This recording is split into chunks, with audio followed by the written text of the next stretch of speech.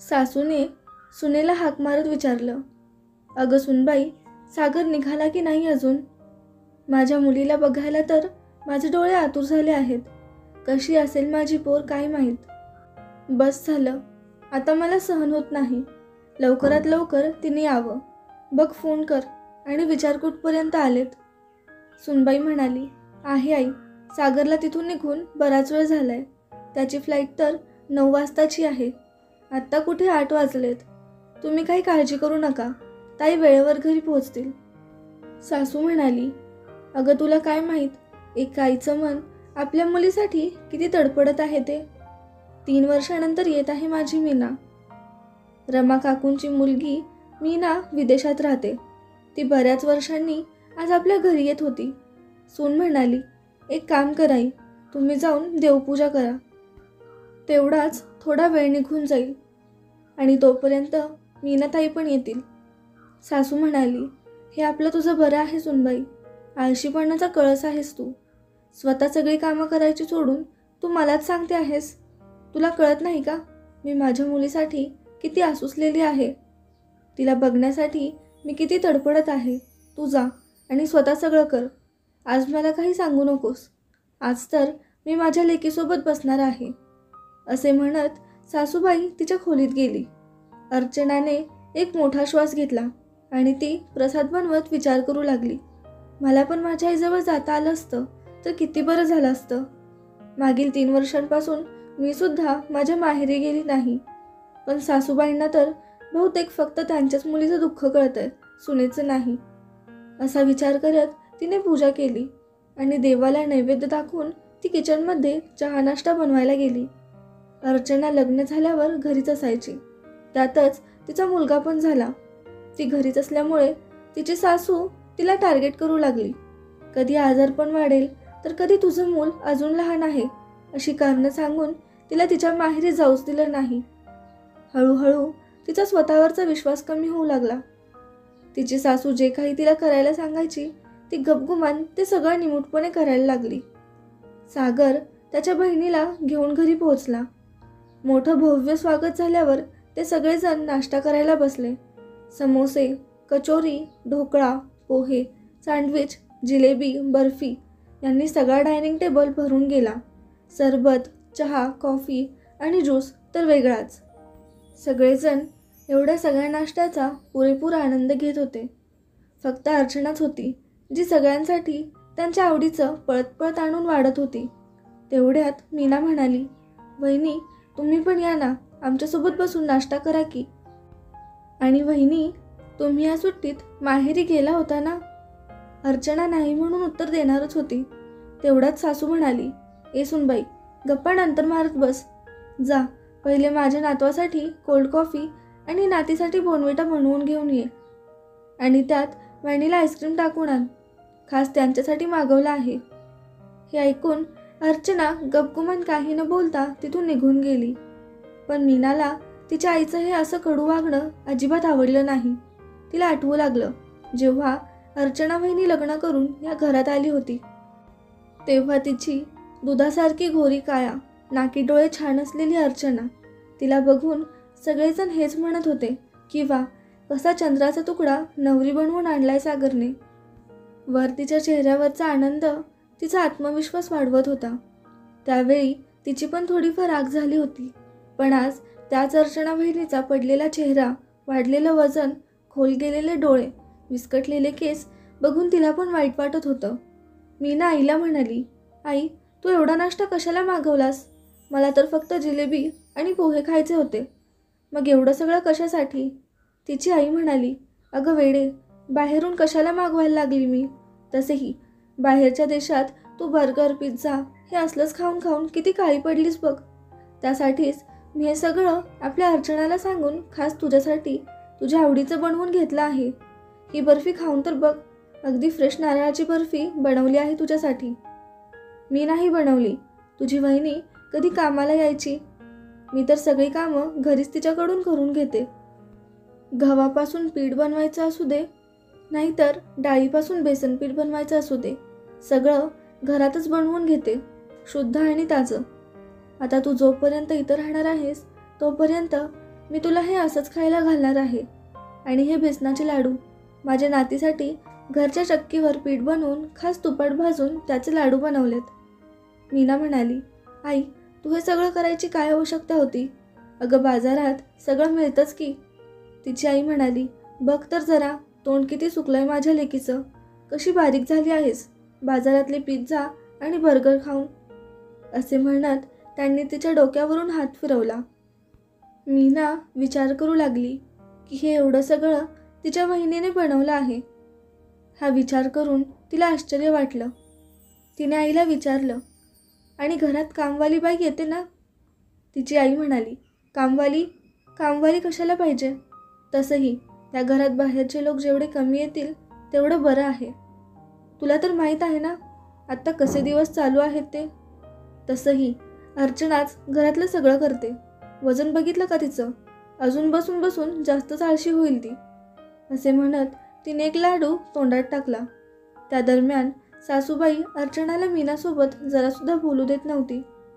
दुपारी जेवणाच्या वेळी डायनिंग टेबलवर पालक पनीर, मलाई कोफ्ता, काकडीची कोशिंबीर, डाळ फ्राय, खीर, तळलेले पापड, जिरा राईस, लोणचं, चटणी असे सगळे पदार्थ होते.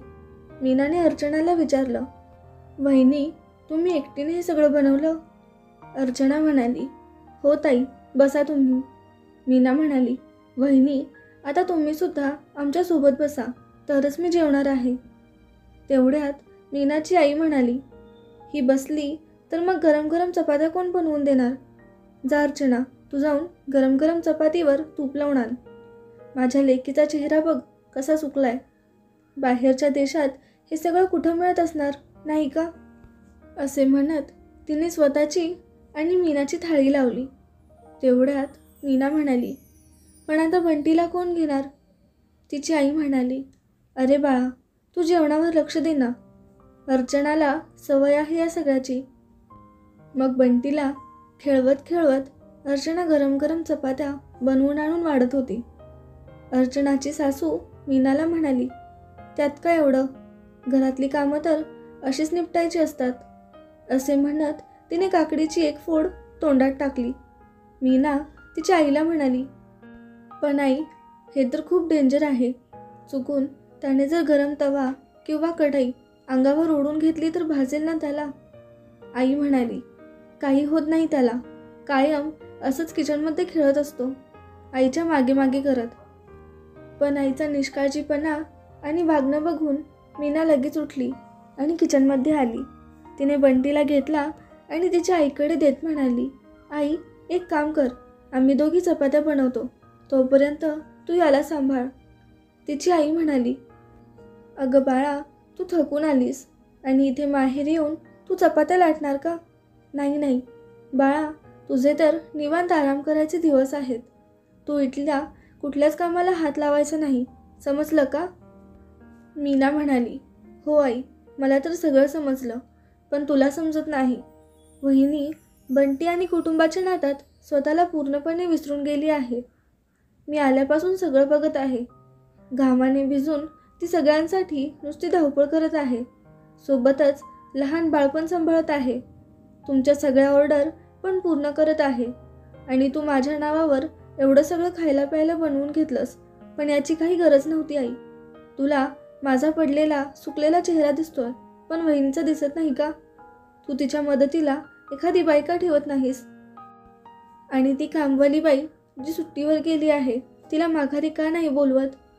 तुला जर बाहेरची माणसं या घरात घ्यायचीच नसतील तर मग मी पण माझी बॅग उचलते आणि माघारी जाते, कारण मी पण बाहेरची आहे.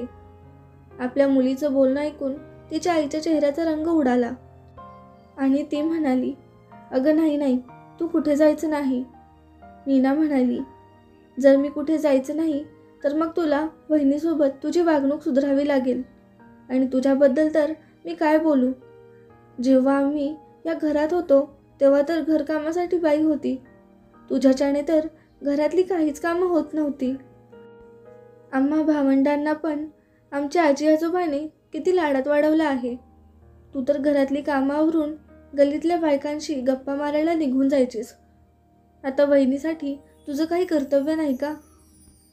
आणि आता तर तू चक्की पण घेतली आहेस. म्हणजे कोणी कामातून थोडासुद्धा वेळ काढू शकत नाही. तू पण थोडी मदत करत जा की. तू तर 56च्या वयात 75ची झाली आहेस. सून आल्यावर तू तर एकदम म्हातारी झालीस. हे चुकीचं आहे आई. आणि वहिनी, तुम्हाला काय झालंय? स्वतःला कमी का समजायचं? अन्याय करणारा आणि तो सहन करणारा दोघेही एकसारखे दोषी असतात. तुम्हाला तर तुमच्यावर होत असलेल्या अत्याचाराविरुद्ध न भीता बोलता आलं पाहिजे. जर तुम्ही स्वतः आवाज नाही उठवलात तर तुम्हाला कमजोर, दुबळी समजून सगळेजण अजूनच अन्याय करतच राहतील. आणि म्हणूनच स्वतःला कधी कमजोर समजू नका. तुमच्या स्वतःसाठी राहू द्या, पण कमीत कमी तुमच्या मुलासाठी तरी आवाज उठवा. बंटीला असं किचनमध्ये बघून मला तर खूप भीती वाटली. आपला थोडासा निष्काळजीपणा मुलांच्या अंगलट आला आणि त्यांना काही बरं वाईट झालं तर मग तुम्ही काय कराल? आज नशिबाने मी इथे तुमची बाजू घ्यायला आहे म्हणून ठीक आहे. पण उद्या मी जेव्हा इथे नसेन तेव्हासुद्धा तुम्ही अशाच भिणार का? तुमच्या आणि तुमच्या मुलासाठी आवाज नाही उठवणार? तुमच्यावर होत असलेला अन्याय असंच बघत बसणार? वहिनी, अहो तुम्ही या घरच्या सुनबाई आहात. जसे तुमचे काही कर्तव्य आहेत तसेच तुमचे काही अधिकारसुद्धा आहेत. तुमच्या त्याच अधिकारांचा वापर करा. आणि तुम्ही काही आळशी, कमजोर किंवा बेईमान नाही. फक्त तुम्ही तुमच्या आईवडिलांनी केलेल्या संस्कारामुळे गप्प राहता. अर्चना म्हणाली, हो मीनाताई, तुम्ही अगदी खरं बोलताय. चूक माझीच आहे. मला माझ्या अधिकारासाठी बोललं पाहिजे होतं. तुम्ही मला येणाऱ्या भविष्यासाठी छान शिकवण दिली आहे. आता इथून पुढे मी याची नक्कीच काळजी घेईन. आपल्या मुलीला बघत आई म्हणाली, तू तर खरं बोललीस बघ मीना. मी हळूहळू सगळ्या जबाबदाऱ्या तिच्यावर टाकून मोकळी झाले. त्यानंतर मी कधी मागे वळून बघितलंच नाही. आणि मागील 3 वर्षात तर मला याची जणू सवय झाली होती. मला तर जरा देखील जाणीव झाली नाही की मी माझ्या सुनेशी किती वाईट वागत आहे.